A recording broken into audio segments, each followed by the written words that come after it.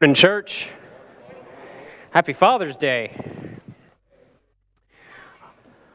Huh? I am a father, so is it kind of disingenuous? Is that what you're saying, son? Yeah, leave it to my son to call me out. My goodness. Thank you, brother. I appreciate that.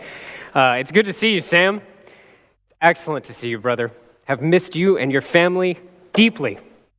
Deeply. All right, if you'll turn in your Bibles to Genesis chapter 25 this morning, Genesis chapter 25. We're going to continue our series, The Character of God. And last week we looked at our God and his compassion, right? We're coming out of Exodus 34 with that, where God reveals himself to Moses on the mountain. And he begins in Exodus 34 with the Lord, the compassionate and gracious God, slow to anger, abounding in love and faithfulness, maintaining love to thousands, and forgiving wickedness, rebellion, and sin. We're going to continue this line of thinking. Last week we did compassion. This week we're talking about gracious. So in Genesis chapter 25, what we have in the narrative is Abraham has had a son, and that son's name is Isaac. And then Isaac became a father. And it says in Genesis chapter 25, around verse 19, Abraham became the father of Isaac, and Isaac was 40 years old when he married Rebekah, daughter of Bethuel the Aramean from Paddan Aram, and sister of Laban the Aramean. Isaac prayed to the Lord on behalf of his wife because she was childless. The Lord answered his prayer, and his wife, Rebekah, became pregnant. I can only imagine how difficult that situation was for Isaac and Rebekah to be barren. You know, today, in our day and age, we immediately ascribe this to health conditions and other things, but in their day and age, it was ascribed to the disfavor of the Lord. So Rebekah, being barren, would have been a great shame to her family. But Isaac prays to the Lord, and the Lord is faithful, and Rebekah becomes pregnant. In chapter 25, Genesis 25 and verse 24, when the time came for her to give birth, there were twin boys in her womb. The first to come out was red, and his whole body was like a hairy garment, so they named him Esau. After this, his brother came out with his hand grasping Esau's heel. Uh-oh. It's already started.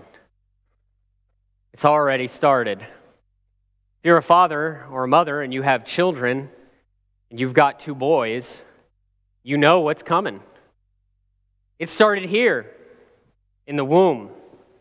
After this, his brother came out with his hand grasping Esau's heel, so he was named Jacob. Jacob means to supplant. We're going to see that later in the text.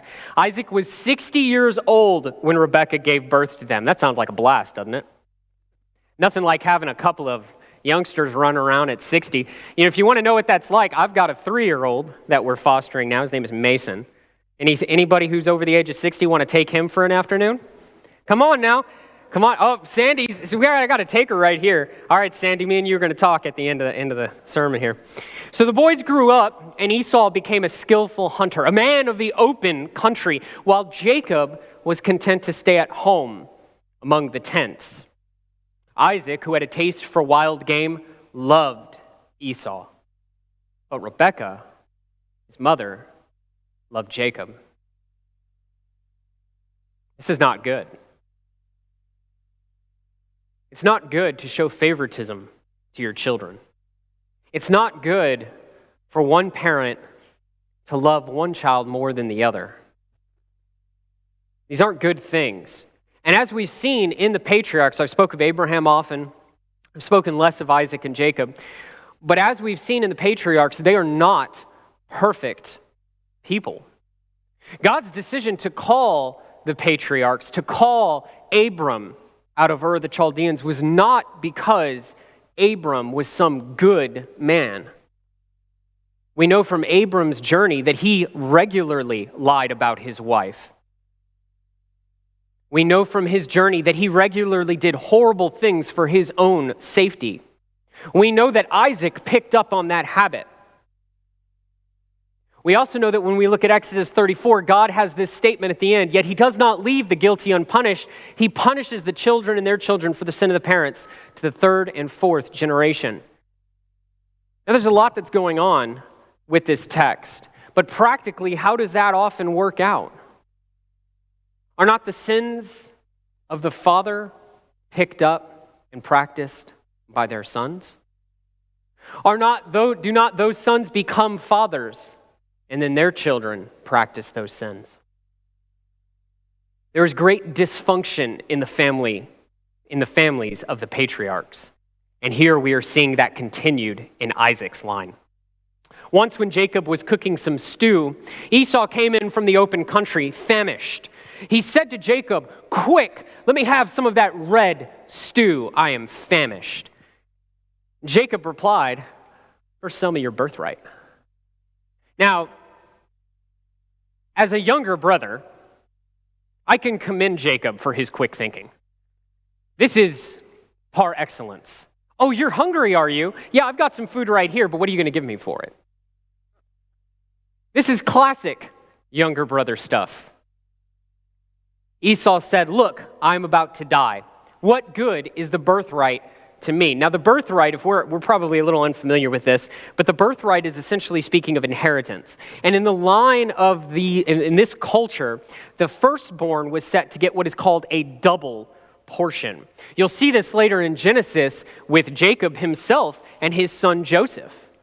Joseph will receive the double portion when Jacob elevates Esau and Manasseh to be equal with his other sons. Now, Ephraim and Manasseh are Jacob's sons, or Joseph's sons, rather. So if you're getting confused with the names, I apologize. I'm totally butchering this. Jacob has a son named Joseph. Joseph has two sons named Ephraim and Manasseh. In their culture, the firstborn should receive the double portion. So in Isaac's family, that's Esau. That's what Jacob is after. Jacob is after this double portion in the birthright. So then Jacob gave Esau, we're just going to get back to this because if we keep talking about Joseph, I'm going to get real confused. Then Jacob gave Esau some bread and some lentil stew. He ate and drank and then got up and left. And so he despised his birthright. Look, it's wrong for Jacob to do what he did. His brother has come in famished from the field, and he uses that opportunity to take from his brother. In a very similar thing, in a very similar mindset, Cain took out his displeasure on his brother. And so dysfunction runs in these families, runs in these lines, and not just in these lines. This is part of the human condition. We are a dysfunctional people. That's actually really interesting, looking at the families of the patriarchs and seeing just how messed up they are, and then holding your family up right next to them. Because unfortunately, so many of us have this very same dysfunction in our families. In Genesis chapter 27, the text continues, "When Isaac was old and his eyes were so weak that he could no longer see, he called for Esau, his older son, the son whom he loved, and said to him, 'My son.' He answered, 'Here I am.'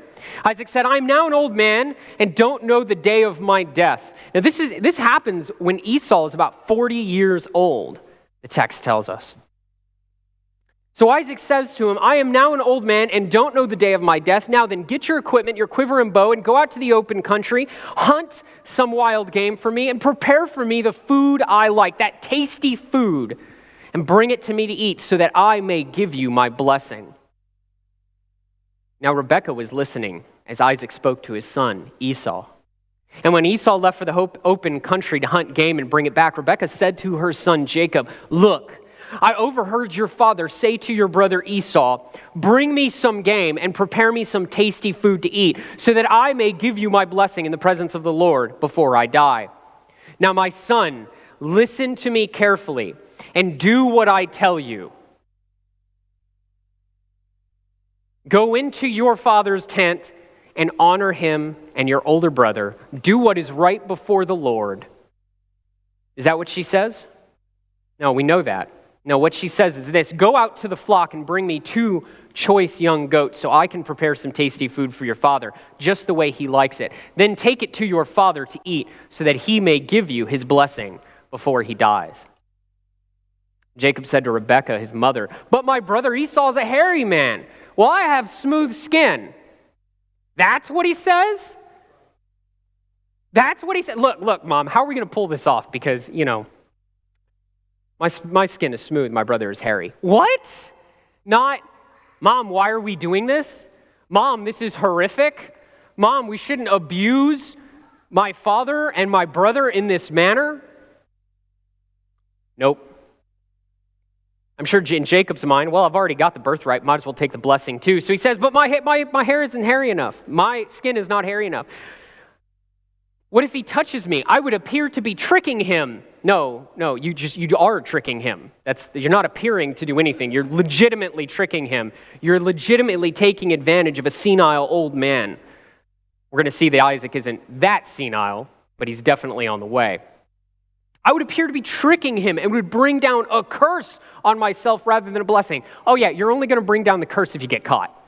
Yeah, that's how that works. His mother said to him, my son, let the curse fall on me. Just do what I say and go get them for me. It's a wonderful wife. So he went and got them and brought them to his mother, and she prepared some tasty food just the way his father liked.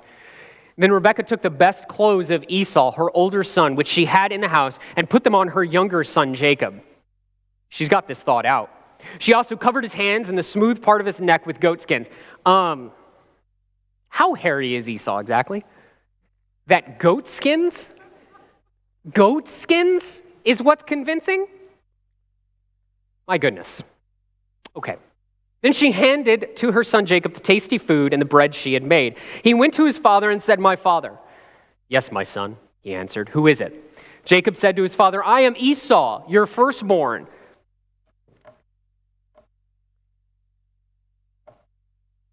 What is this? What is going on here? How in the world could Isaac fall for this?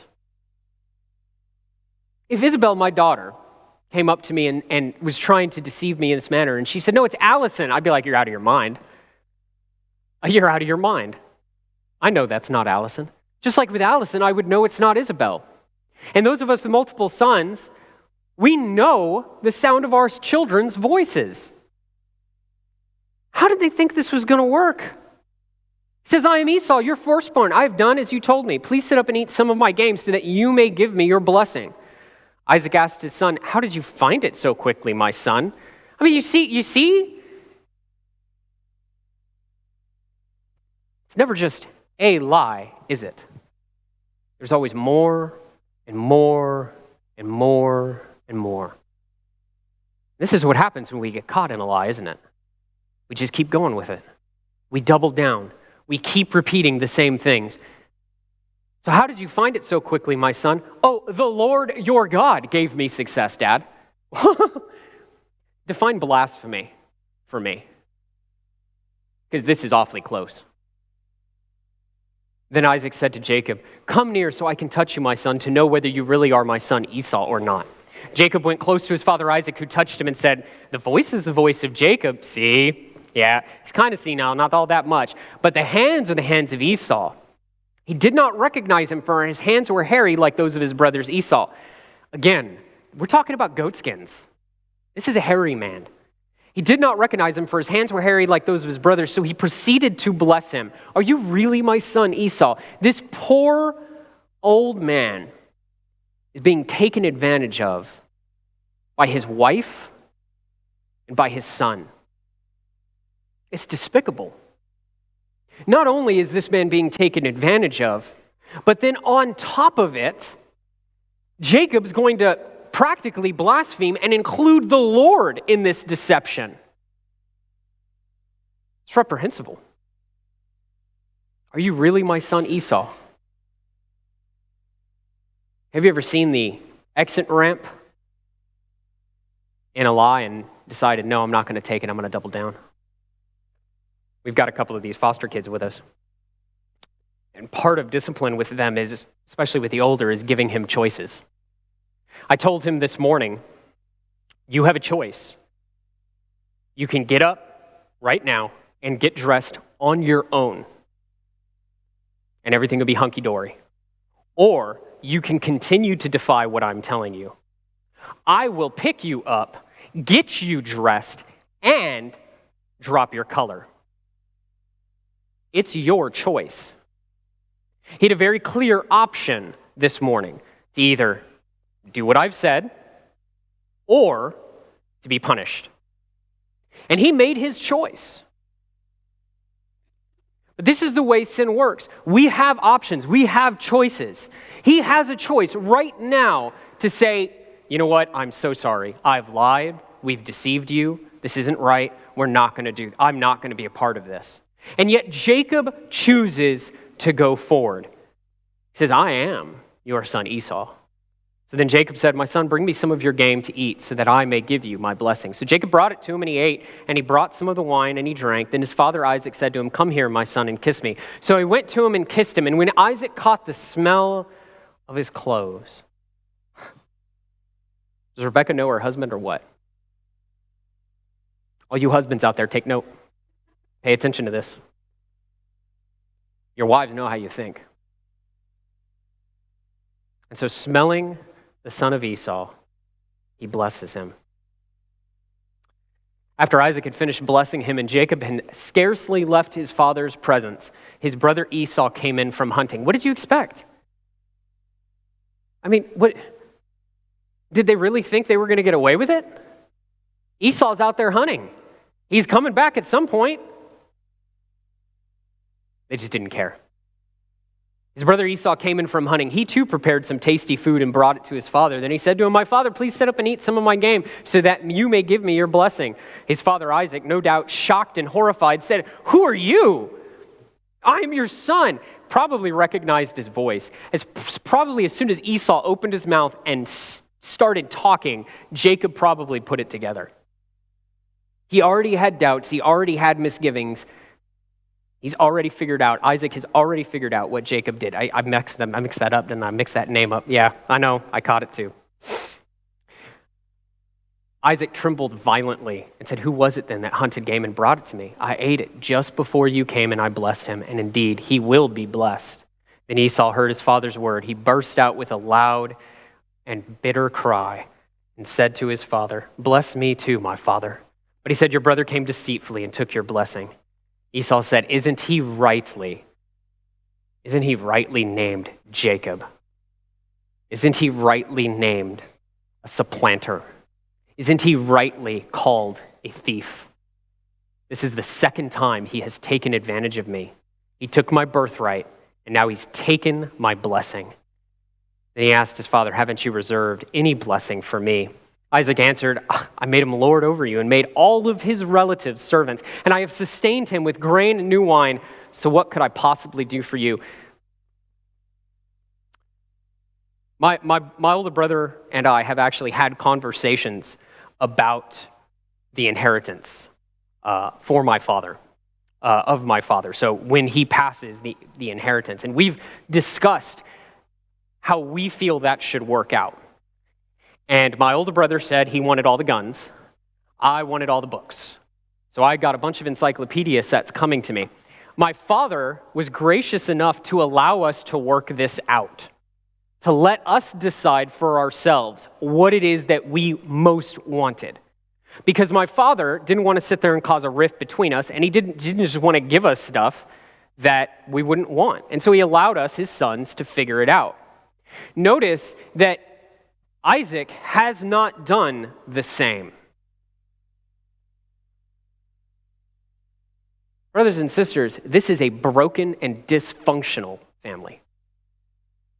And we see it time and time again in the scriptures. Isaac has no regard for Jacob. Does that excuse what Jacob has done? No, it does not. Brokenness isn't made right by more brokenness. Do you have only one blessing, my father? Bless me too. So he does. And you can read it in the text for yourself. It's not a good blessing. Esau held a grudge against Jacob because of the blessing his father had given him. And he said to himself, the days of mourning for my father are near, and then I will kill my brother Jacob. This was so destructive to this family that it will now dictate the next 20 years of their relationship one with another. Because of Isaac and Rebekah and their attitudes and the way they raised these children, it has now come to a point where you have the two brothers ready to kill each other.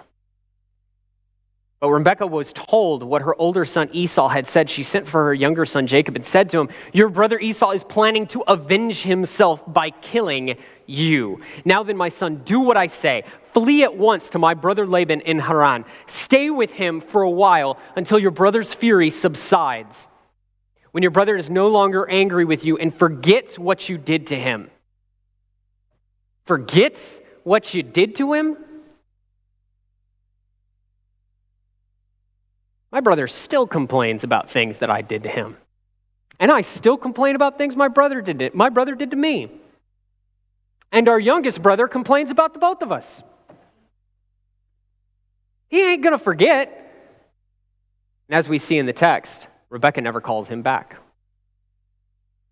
It's amazing how brokenness, lying, being this deceitful behavior, this abusive behavior, can just absolutely wreck and shatter families. Then Rebekah said to Isaac, "I'm disgusted with living because of these Hittite women. If Jacob takes a wife from among the women of this land, from Hittite women like these, my life will not be worth living." So she tells her son to flee, and then she goes to Isaac and lies about why he needs to go. She can't come to him and say, "Oh, by the way, Isaac, my husband, I was in on it. I helped him deceive you. It's not just him.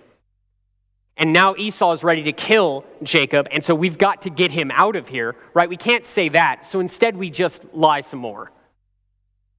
It's Esau's wives I can't stand. If Jacob takes a wife from among these people, I'll pull my hair out. So please send him away to family so he can find a wife. And so Isaac does. He sends Jacob away. And for the next 20 years, Jacob will stay in Haran with Laban. And if you've read that section of the text, you know that Jacob is pretty much for the next 20 years getting exactly what he deserves in a lot of ways. As Laban lies to him, as Laban deceives him, as Laban cheats him and changes his wages 10 times. It's really interesting how even in Rebekah's family, there was extreme brokenness to the point where both Rebekah and Laban are abusive to those around them. But in Genesis chapter 32, Jacob begins heading home. And it's more in 31 that he begins heading home. But God tells Jacob, it's time to go home. So Jacob begins heading home. And he sends messengers. This is in chapter 32. Jacob sends messengers ahead of him to his brother Esau in the land of Seir, the country of Edom. So the country that would become Esau's possession. He instructed them, "This is what you are to say to my lord Esau." Oh, we've changed our tune now, haven't we? Now that Jacob's coming back with flocks of his own, now that Jacob has been deceived himself, now that Jacob has a bunch of wives and a bunch of children, the tune has changed. "I'd like to come back, my lord Esau. Your servant Jacob says, I've been staying with Laban and have remained there till now. I have cattle and donkeys, sheep and goats, male and female servants. Now I'm sending this message to my Lord that I might find favor in your eyes." It's interesting, this request for favor. What we see in the scriptures concerning these types of requests is they are always from the least to the greatest.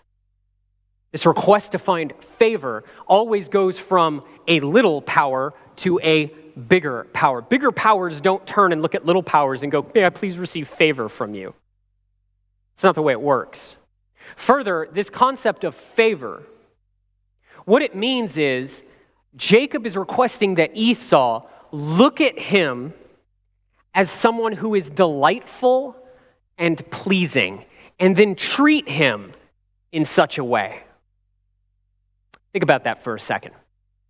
Jacob, who has lied, stolen, taken advantage of his brother and his aging father, is now asking to be viewed in a delightful and pleasing manner to the ones that he abused, to the ones that he stole from, to the one that he lied to. Brother Scott, if I remember correctly, it wasn't too long ago that your truck was stolen in one of the cities that you visited. Could you imagine that thief driving up in that truck and saying, "Could you please show me some kindness now and give me some money for gas?" That's what this is, folks. That's what's going on here. Jacob is asking for something that should elicit that exact response. Are you out of your mind? When the messengers returned to Jacob, they said, "Oh, yeah, we went to your brother Esau, and we told him what you said, and he's coming to meet you with 400 men." Yeah. Uh-oh. This causes quite a bit of soul searching for Jacob. He spends some time in prayer, and he starts organizing things. And after doing these things, he spent the night there across the river. And from what he had with him, he selected a gift for his brother Esau. 200 female goats, 20 male goats, 200 ewes and 20 rams, 30 female camels with their young, 40 cows and 10 bulls, and 20 female donkeys and 10 male donkeys. Anybody a rancher? We got a few ranchers in here, right? This is like the equivalent of a multi-million-dollar deal, isn't it? He's like, I'm going to do everything I can to try to buy him off.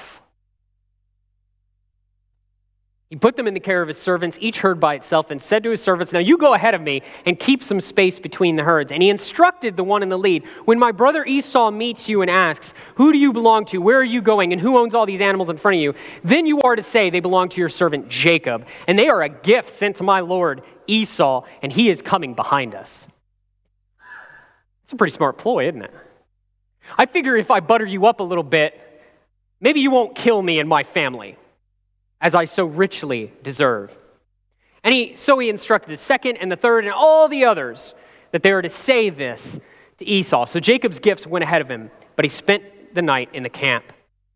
In the morning when he left, Jacob looked up, and all of a sudden there is Esau coming with his 400 men. So he divided the children among Leah, Rachel, and the 2 female servants. He put the female servants and their children in front, Leah and her children next, and Rachel and Joseph in the rear. Why did he do that, you wonder? We didn't talk about it, but Jacob practiced favoritism in his own family. He had no regard for his children from anyone other than Rachel, his favored wife. It looks like the sins of the father get passed down to the sins of the son, doesn't it? So him and Rachel and his son would have been Joseph at this time in the rear. He himself went on ahead and bowed down to the ground 7 times as he approached his brother. So at least he's not a complete coward. But Esau ran to meet Jacob and embraced him. He threw his arms around his neck and kissed him, and they wept. It would seem Esau grew to be a much better man than his brother. Then Esau looked up and saw the women and children. "Who are these with you?" he asked. Jacob answered, "They are the children God has graciously given your servant." Then the female servants and their children approached and bowed down next to Leah, and her children came, and they all came down. And Esau asked, "What's the meaning of all these flocks and herds I met?" He replied, "To find favor in your eyes, my lord."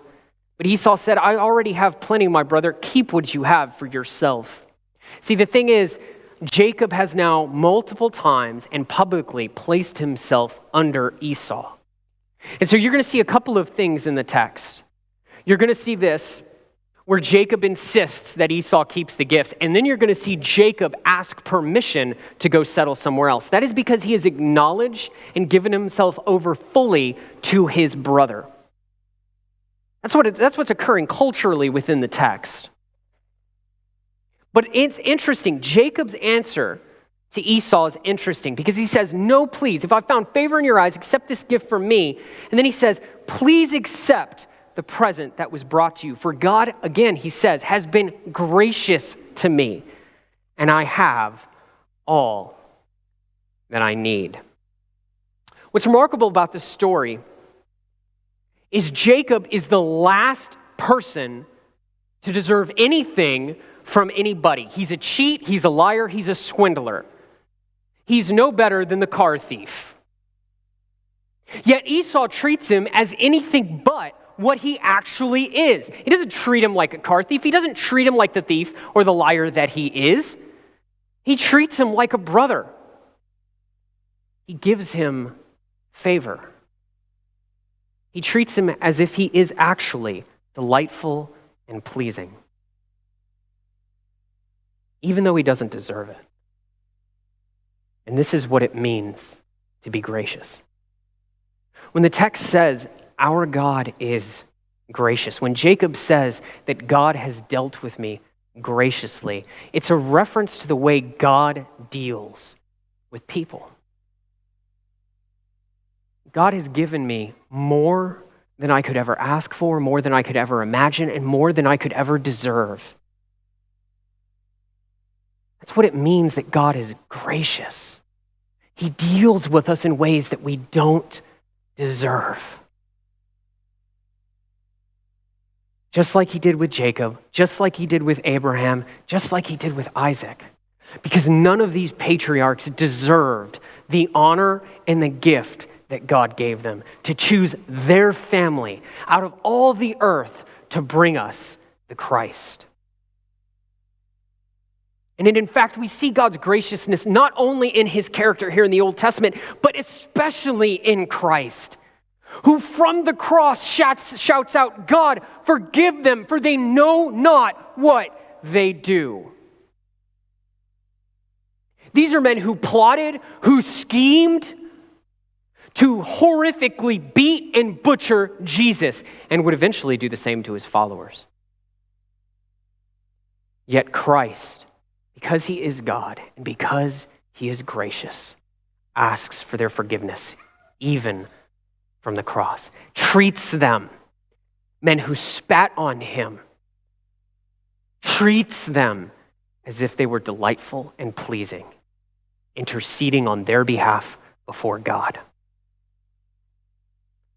There are many places in the scriptures that talk about God's graciousness. Our God is gracious, granting blessings and favor where none is warranted, treating all of humanity, all of us, even in our wickedness, even in our depravity, even in our most horrific moments, treating us as if we were delightful and pleasing by offering us redemption. And church, it is our obligation. It is our obligation to God and responsibility to one another and the world to be gracious just like our Father. We are called to be gracious like our Father is gracious. Church, we are called to forgive and to bless where it is not warranted. We should not have to wait for our brother to come to us for forgiveness, but rather, when he comes, our response should be, I forgave you a long time ago. I never held it against you because love keeps no record of wrongs. Church, let's be a people who are quick to be gracious and a blessing to those around us. God is gracious. It's why Christ said, I have come to seek and save the lost. This is why Christ has not yet returned, church, because he is patient, not wanting anyone to perish, but all people come to repentance. And church, we can trust in his patience. We can trust in his compassion. We can trust in his offer of grace because he is gracious and he has proved himself time and time again to be gracious. So if you're here this morning and you need prayer, or if you are here this morning and did not know that our God is gracious, you have not yet obeyed the gospel through repentance and baptism, or if you'd like to learn more about what it means to truly follow Christ, I'm going to be right back there in the prayer room. We have some elders standing up in the back. If you need to come, I ask that you come as we stand and as we sing.